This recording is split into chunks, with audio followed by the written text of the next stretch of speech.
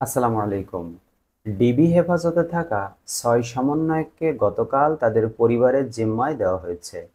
আপনারা সকলেই জানেন তাদের ভিতর অন্যতম হাসনাত আব্দুল্লাহ ও সার্জিস আলম।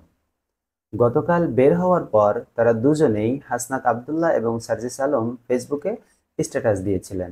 তারা ফেসবুকে স্ট্যাটাসে সরকারের নানা সমালোচনা করে এবং এই ছাত্রদেরকে আপনারা এই তরুণ প্রজন্মকে কিভাবে থামিয়ে রাখবেন, এ লড়াই চলবে, এভাবেই তারা ফেসবুকে স্ট্যাটাস দিয়েছিলেন। সরকারের গুম, খুন, হত্যা এসব বিষয়ে ফেসবুকে স্ট্যাটাস দিয়েছিলেন। কিন্তু রহস্যজনকভাবে কিছুক্ষণ পর তাদের ফেসবুক আইডি গায়েব হয়ে যায়।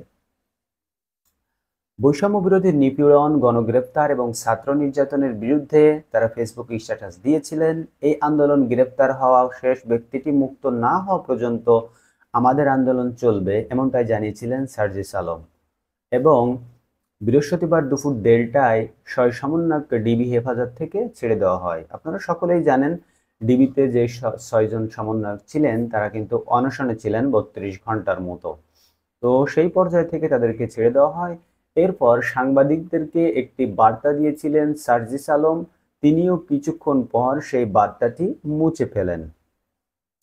তারা সাংবাদিকদের প্রথমে এই বার্তাটি দিয়েছিলেন যে ডিবি থেকে বের হয়ে তাদের ৬ জনের ৬ জন মিলে একটা প্রেস রিলিজ দিবে, এমনটাই তারা কথা হয়েছিল। এরপর সন্ধ্যায় তারা ভিডিওর মাধ্যমে আগামীর যে কর্মসূচি সেগুলো সম্পর্কে ছাত্রছাত্রীদেরকে জানান দিবে। কিন্তু সেই যে বার্তাটি তিনি সাংবাদিকদের দিয়েছিলেন হোয়াটসঅ্যাপে, সেটিও কিছুক্ষণ পর ডিলিট করে দেন।